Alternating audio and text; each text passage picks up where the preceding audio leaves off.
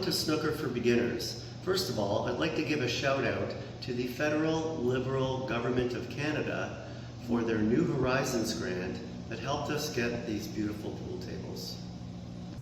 So it happens in snooker all the time because the table's so big, 6 by 12, that I will need to use the rest. Now in Canada, most of the people around here, they call it a rake, but it's not the correct term. It's a bridge or a rest. I don't like the term bridge because this is my bridge when I go to actually shoot the ball. Actually, I might as well talk a little bit about this bridge for a second.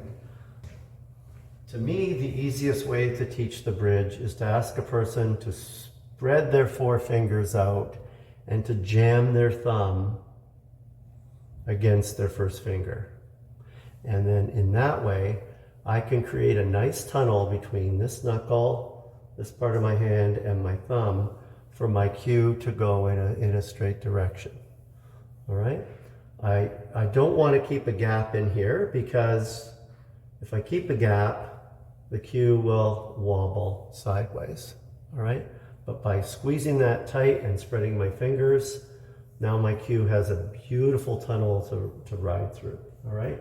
So that's called the bridge. That's a typical proper bridge in snooker.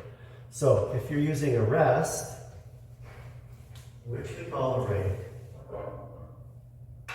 what is the right technique? And honestly, it's a good idea to take a look at the Sean Murphy video because he is considered the top player or one of the top players with the rest. But the mistake that most people make is they don't know how to hold the cue.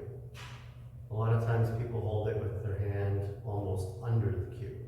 You want to put your hand over the cue and you want to keep your forearm fairly level horizontally with the table. So a lot of people have their forearm like this. Well, I can actually see that the cue's wobbling all over. But if I keep my forearm level with the table, I can make my feathers and I can strike the ball very straight. In fact, I feel like I should shoot all the time with the bridge.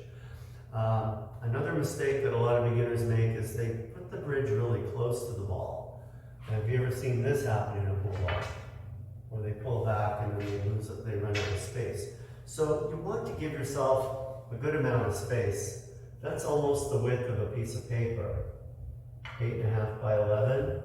8 might be a bit much, but you want to leave yourself a little bit of space so that you have some room to bring the cue back. So I like to stand tall and then just bend a little bit at the waist. I've got both my legs.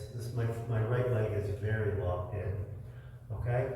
So I'm feathering, my arm is out. I can see my cues going nice and straight.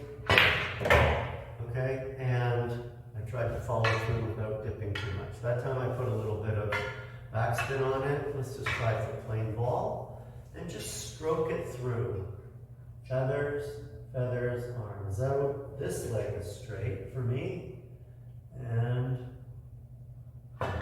stroke it down. Okay? So to me, that's the proper way to use the rest. Try to avoid your hand going like this.